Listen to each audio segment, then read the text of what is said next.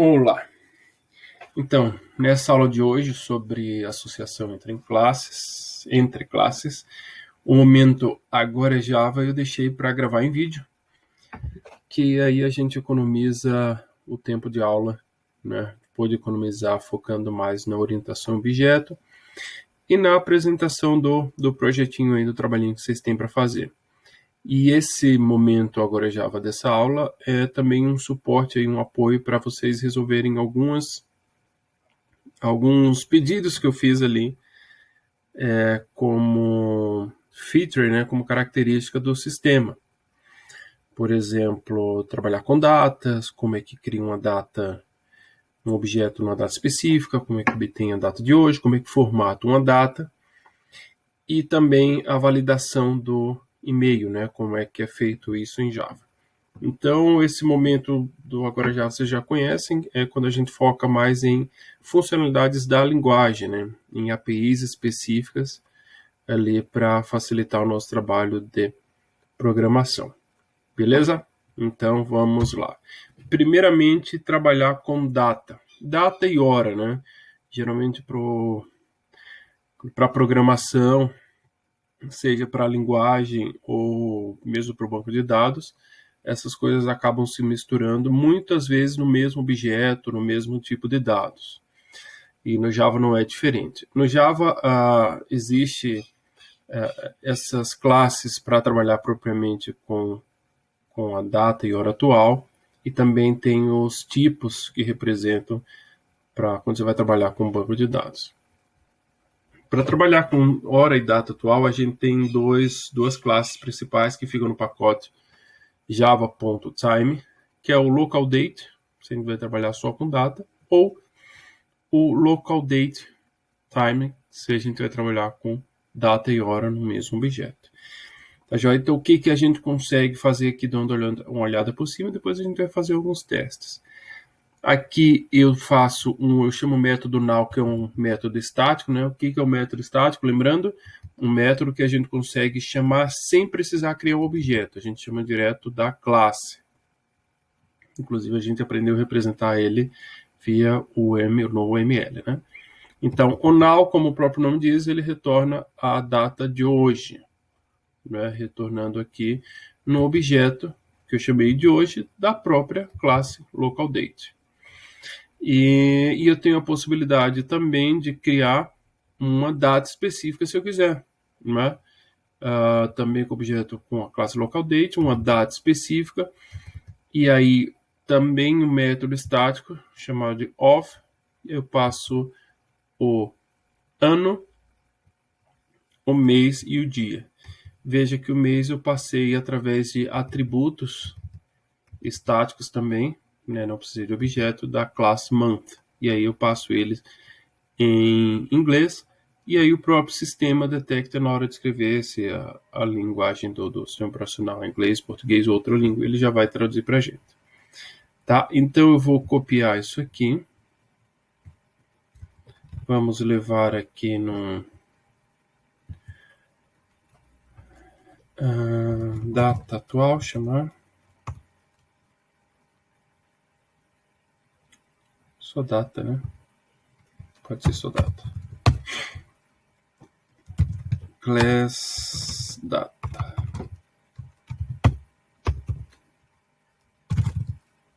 Main. Aí eu tenho os imports aqui. Né? A gente pode apagar e usar esse código. Depois eu... Se bem que tá nos slides, né? Eu posso disponibilizar, mas nem precisa estar nos slides. Então o local date ele está achando aqui que ele não consegue resolver. Então a gente pode fazer o import dele, né? E o month também. Isso aí usando funcionalidades da ferramenta, né? Qualquer ferramenta que se preze faz isso. Então vamos só ver o que ele escreve. Dá um sysout aqui. Data de hoje.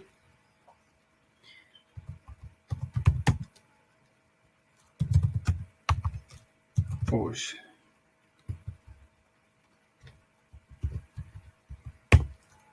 Em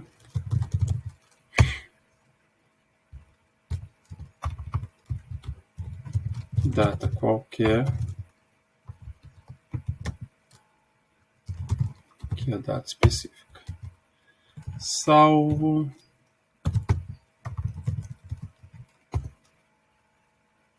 Compilado.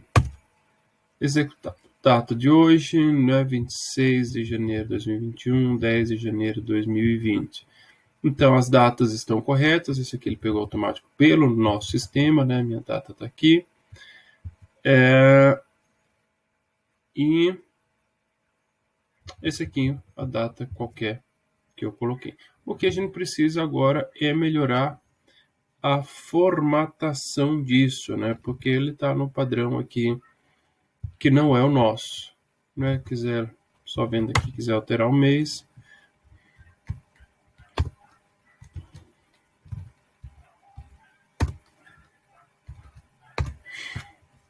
né? Tudo certo. Beleza. Além, já vamos formatar já agora nesse exemplo, né? Além do local date, né, que nos dá apenas a data, eu tenho local date time, que me dá, né, pelo que o próprio nome diz, data e hora. E aí eu tenho uma classe DataTimeFormatter, que aí eu posso formatar no padrão que eu quiser. Ah, professor, obrigatoriamente tem que colocar a hora? Não. Vocês observarem aqui, eu estou criando o objeto data-hora da mesma forma que eu criei esse aqui, ó, chamando o método estático off, passando uma data específica. Também tenho now, tudo igual, tudo certo. E aqui eu passo ano, mês, passo como número também, dia, hora, minuto e segundo. E aqui embaixo, na classe DateTimeFormat, ou seja, formatador de data e hora, chamo o método estático também, do padrão. Por que estático, né? Só lembrando, estático é quando a gente não precisa do objeto, né? Para que a gente precisa do objeto? A grande diferença do programação orientada a objeto para estruturada é que a gente aprendeu que além de funções ou métodos, a gente também precisa ter, de uma forma bem organizada, os dados, que é o que a programação estruturada não fazia, e o objeto permite fazer, a orientação objeto permite fazer, que a gente faça isso através dos atributos. Então, quando eu tenho uma classe que eu quero representar não só as suas funcionalidades, mas também o seu estado, que são os seus dados, né? Uma classe pessoa com o seu nome, CPF, número, a classe aluno com a sua matrícula e nome, a classe filme com o seu título, diretor, duração, além das suas funcionalidades, eu crio um objeto. Mas quando eu não preciso desses dados, né, quando o que me interessa são só funções, aí aproximando mais da programação estruturada, eu ponho essas funções, métodos, como estáticos, que aí eu não preciso ficar criando objeto e aí do objeto chamando o método, né, que a gente tem interesse, que são casos todos esses métodos que a gente utilizou. Então, essas classes são classes de funções, né, funções úteis, que me dão a data atual, que criam uma data específica, que formatam uma data. Então, são ótimos exemplos de criação de métodos estáticos, né? Só um parêntese aí para a gente reforçar isso. Então, a classe DateTimeFormatter tem o método ofPattern, onde a gente define o padrão. Veja aqui que é meio fácil da gente deduzir, né? Year, Y, year, ano, então ano com 4 dígitos, né? A gente poderia querer com 2. M maiúsculo de mês, D de dia. Aqui eu tenho hora, né? O H maiúsculo, M minúsculo, né? Para não conflitar com M maiúsculo de minuto, e segundo. E aí, entre aspas, eu ponho uma string qualquer que eu quiser formatar. Então, aqui já está o resultado do exemplo, né? 2019, 0422, o T, que a gente fixou, mais a hora, minuto e segundo. Tá? Então, vamos copiar isso aqui também.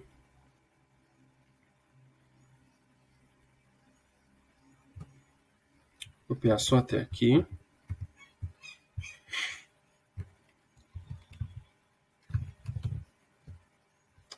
para não misturar, vou criar um data hora. Os quero estão gritando aqui no bairro, dessas chuvas que não param nunca mais, né? Então me perdoem aí a trilha sonora, mas eles resolveram adotar o bairro aqui, então não tem muito o que fazer. Aqui a gente tem o import java.time, o local date, que eu posso fazer assim, né? Asterisco, isso aqui não é uma boa solução, mas só para a gente lembrar que pode, para ele importar todas. E o date time formatter, que não é do pacote time. Ele é do time format, então teria que, se tivesse mais não ser importado, fazer assim. Mas como é só ele, tá? O asterisco não é a melhor prática, tá, pessoal? Ele está indo buscar em todas as classes e aqui é melhor a gente dizer, não, nessa específica. Data, hora, formatada. Aqui ficou errado, né? H maiúsculo. E aqui eu disse que será impresso esse valor aqui. Vamos confirmar.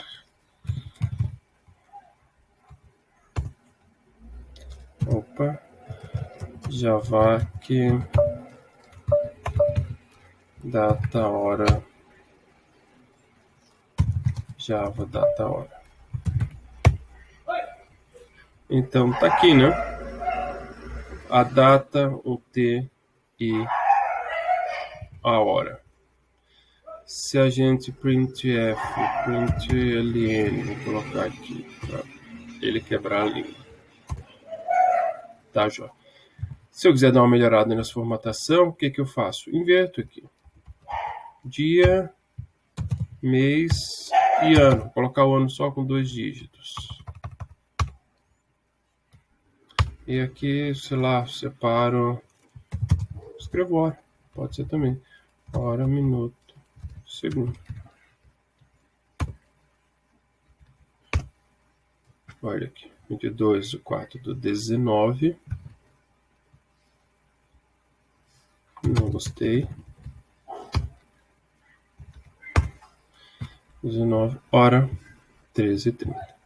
Certo? Então a gente pode formatar do jeito que a gente quiser. Alguns detalhes aqui que talvez esteja perguntando. Primeiro, né, a gente criou a data, né, com o local date time off, definindo a data específica, que poderia ser o now.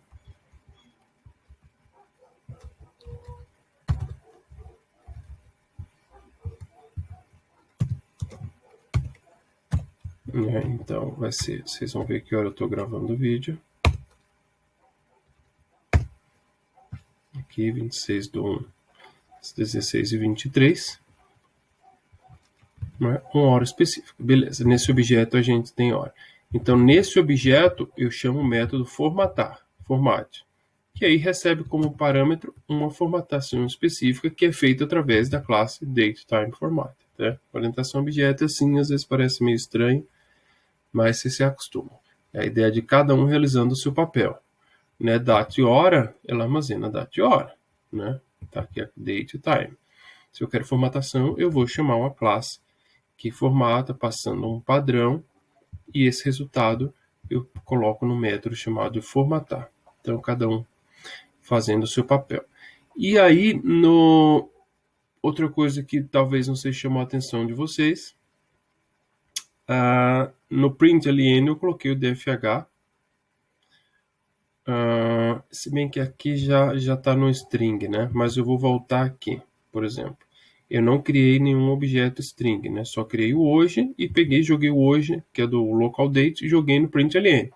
Nossa, professor, mas não é nenhum número, nenhum string. Eu posso escrever um objeto qualquer assim, né? Poderia colocar um objeto pessoa e escrever o quê? Um objeto carro, objeto, sei lá, desses todos que a gente já viu. Poderia colocar aqui ele imprimir alguma coisa? Não é bem assim. Um objeto, para ele poder, né, aparecer, ser escrito na tela, ele tem que ser um texto ou um número, né? Diferente disso, não tem muito o que mostrar. Como é que a gente vai colocar escrever, sei lá, um objeto que a gente já viu por aí, um objeto scanner. Vamos lá, scanner CC, que a gente faz o ler, né?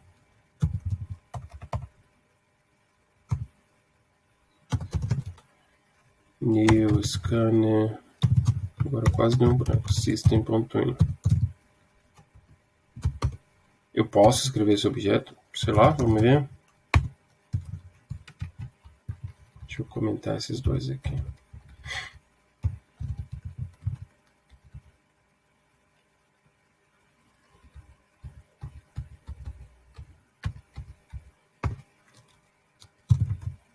Erro de compilação não deu, já é um bom sinal. Ó. Não, isso não é um erro, ele está escrevendo objeto scanner. É só que um objeto que não tem, ele realmente não tem o que ser apresentado na tela. E aí como é que o Java faz? O Java, ele adivinha que tem um conteúdo, vai buscar alguma variável? Não. É assim, quando a gente põe um objeto aqui que não é um tipo primitivo, né, um número ou um texto, ele vai buscar um método que converta esse objeto para um string, né? Que é um método padrão do Java, que a gente vai entender muito bem isso quando a gente for trabalhar, muita propaganda dessa herança, né? Mas quando a gente for trabalhar com herança, com sobrescrita de métodos, métodos abstratos, coisa do tipo, né? O nome desse método, deixa eu voltar aqui, desfazer, né? A gente já viu que scan não tem interesse algum em ser escrito. O nome desse método é o toString. Então, todo objeto, né, que se permita ser apresentado, toda classe permita ser apresentado na tela, assim, o seu resultado, o seu conteúdo, ele vai ter um método toString, né, para ser convertido. Até mesmo os tipos integer, né, se eu pego aqui um classe float ou a new float,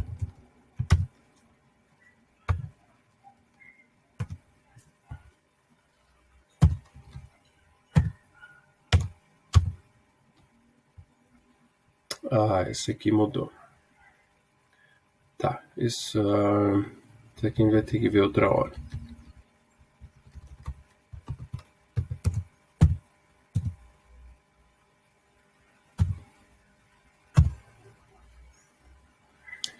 Tá, então um float, isso aqui eu posso fazer num ponto toString também, que ele vai fazer essa conversão. Enfim, em resumo, né, todo objeto que não é um tipo primitivo e tem algo a ser escrito na tela, a gente pode chamar o toString. Ou nem chamar, porque a partir do momento que a gente joga esse objeto aqui dentro de um println, é como se a máquina virtual chamasse automaticamente esse toString. Então não precisa a gente escrever declaradamente, né, porque isso já fica implícito, o Java já faz para nós.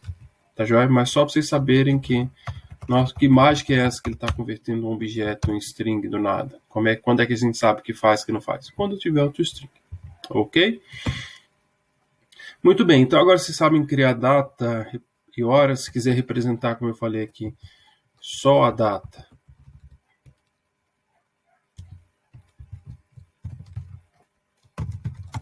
Mais fácil compilar aqui, né?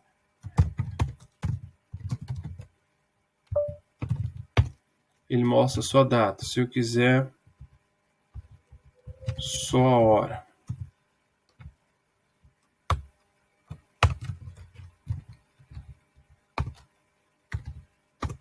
Ele vai mostrar só a hora, ok? Né? Só assim. H. Então a gente tem bastante liberdade de formatar a data e hora como a gente quiser. Beleza? Isso vai ser bem útil aí, inclusive nesse trabalhinho de vocês. Ok, vamos ao segundo ponto.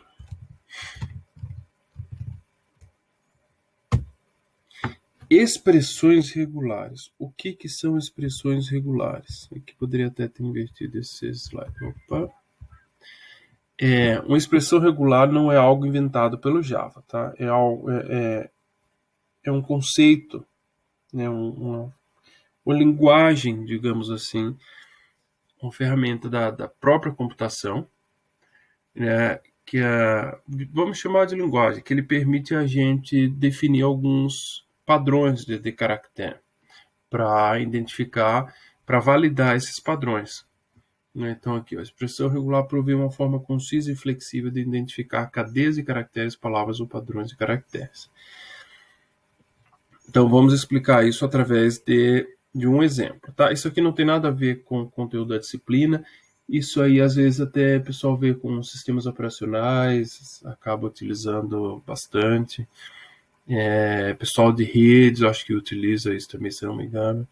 É algo bem específico, mas é interessante saber que existe, né?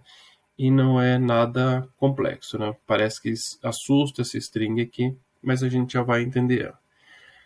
Para que a gente vai utilizar? Para validar o e-mail, né? Como é que a gente, né, se a gente não conhecesse isso aqui, expressão regular, e aí eu pedi lá no, vocês lembram na explicação do trabalho, que o e-mail a ser fornecido, ele tem que ser válido, tem que ser, né, tem que ser validado. Como é que vocês fariam isso se eu não mostrasse expressão regular? Quem aprendeu a manipular um pouco de string, né, poderia pensar, tá, vamos lá, o que é o e-mail? O e-mail ele é um nome, um string, com um arroba, depois mais um string, pelo menos um ponto e, né, uma string pequena, geralmente termina com 2 caracteres. Não é? Sempre termina com 2, nem menos nem mais. Não, tem um ponto com também. Então pode ser 2 terminar, claro. Então de 2 a 3 caracteres. Então seria isso. E alguns cuidados, por exemplo, essa primeira metade aqui, ela pode ter qualquer caractere praticamente, né? De underline e ponto e traço, mas não pode começar com isso. Então dá para fazer um algoritmo, né? Pegar ali, esmiuçar o trabalho com string e fazendo esses testes e vai dar certo. Dá para fazer. Eu acho que até em algum momento no passado eu fiz algo parecido. Mas tem formas mais fáceis. E essas formas mais fáceis são as expressões regulares, que são representadas na forma de um string. Né? Essa string aqui, acreditem, ela valida um e-mail. Né? Não vou dizer que está 100% completa, mas ela valida o e-mail. E aqui nesse meu exemplo, eu crio essa regra, passo um e-mail qualquer e faço o teste aqui. No próprio objeto da classe string tem o método match. Match, né, seria de comparar ali se dá match, se é válido, né, com a regra que eu defini aqui, tá? Com e-mail ER, né? Expressão e-mail, expressão regular. E o que está dizendo nessa string aqui? Basicamente aquilo que a gente falou, que é uma string que tem que começar com letra, mas depois aceita qualquer caractere, pode ser qualquer tamanho, depois tem um arroba, e aí depois tem um outro string que tem que ter pelo menos 2 strings separadas por um ponto, e que a última string termina com pelo menos 2 caracteres. Então vamos esmiuçar isso um pouco. Né? O que são esses caracteres aqui? Dá uma passada rápida. E como eu falei, isso aqui não tem nada a ver com o escopo da disciplina, mas para vocês saberem da existência. Então tem a documentação oficial do Java que trata melhor disso. Mas eu trouxe uma tabelinha bem resumida para vocês tentarem entender ali. Então quando eu coloco um ponto, quer dizer que ele aceita qualquer caractere. Quando eu quiser definir uma lista fixa de caracteres, eu ponho entre colchete. Pode ser esse, inclusive conjuntos, né? Pode ser só letras ou letras em tal intervalo. Então aqui eu coloquei um exemplo. Entre colchete A e A útil, eu estou aceitando a palavra não com acento ou não sem acento. Posso colocar um intervalo de 0 a 2, então eu vou aceitar qualquer dígito que seja 0, 1 ou 2. Legal? Então aqui lista de caracteres. O circunflexo, quase fugiu o nome, indica o início da cadeia de caracteres e o cifrão o final, né? Tá aqui o início e o final, né? Identificando que é uma expressão regular. Asterisco, caso o elemento precedente 0 ou mais vezes. Então, por exemplo, aqui, A, B, asterisco, C. Eu estou dizendo que o B ele pode existir 0 ou mais vezes. Né? Então, é sempre o símbolo, ele sempre vem posterior ao que ele está analisando.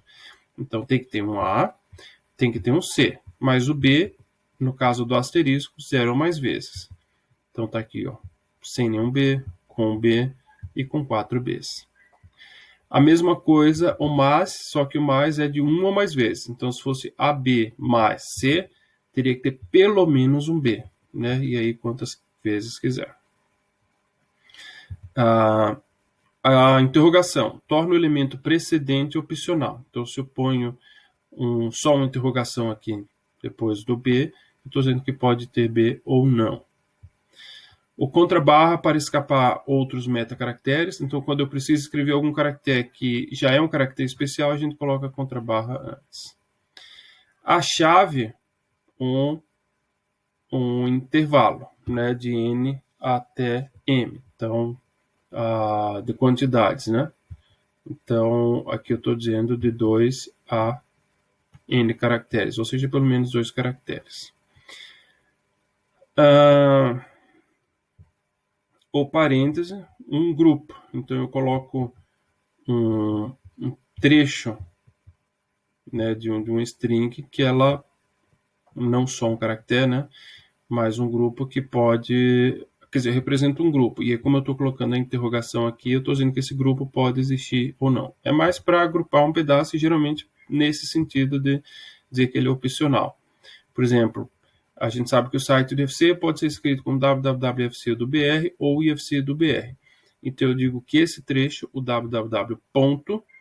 Ele é opcional. Então eu ponho a interrogação logo depois dele. Vejo que o ponto possui um caractere especial, né, que representa qualquer caractere. Como eu quero que ele aqui seja de fato um ponto, eu usei o contrabarra para identificar isso. Ok? E o mais geral de todos, que é o contrabarra W, que representa os caracteres não especiais, né? Números e letras minúsculo e maiúsculo. Então, aqui em resumo, basicamente fala isso. Pode começar com qualquer letra, né, pelo menos, aí o mais indica que pelo menos um caractere, e aí tem que ter um ponto, e aí mais letras não pode terminar no ponto, tem que ter pelo menos mais uma letra. E isso aqui, o que é o asterisco? Né? Aquele trecho ele pode repetir 0 ou mais vezes. Tá, então todo esse pedaço vai repetir quantas vezes, esse pedaço aqui, né, do ponto e caracteres, quantas vezes quiser. O que é obrigatório é isso aqui, né? Pelo menos uma vez eu tenho que ter esse grupo que é o que? Letra ou número, né? Lembrando que e-mail pode começar com letra ou número. Agora, caractere especial, e aí o ponto, né? Né, separado, a Fábio.Pinheiro. Esse poderia ser Fábio.José.Rodrigues.Pinheiro. Então, isso aí pode aparecer 0 ou mais vezes. Aí vem o arroba fixo, e aí depois a regra segue mais ou menos parecida com essa daqui. A única diferença é que o último lá, o .com, .br, .uk, .ar, tem que ser letra, né, minúscula, e de tamanho pelo menos 2. Tá joia? Então, em resumo, tá escrito isso aqui. Depois que a gente pega o jeito, não tem muita complicação. É estranho a primeira olhada, mas certeza só depois de ter visto a tabela e ter colocado aqui, a gente já entende mais fácil. Não precisava, mas já que estamos aqui, vamos testar rapidinho. Porque o código é exatamente esse. Expressões, não, vamos chamar de e-mail válido.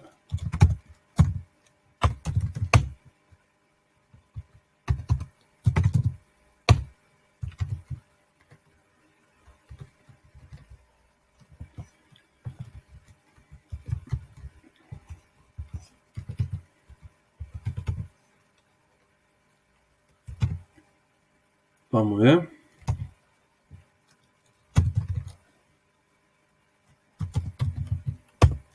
Eu testei. Não testei tanto assim. Vamos lá. E-mail válido, true, né? Ele retorna um booleano. Se eu ponho um caractere aqui,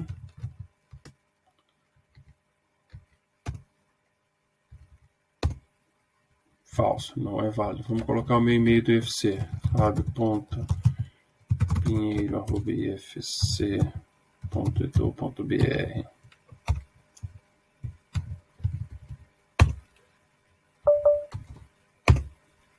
True. Legal, então com esse código aqui, nem mais nem menos, vocês vão criar um métodozinho, receber o e-mail como parâmetro, né, e-mail, e vão retornar um booleano.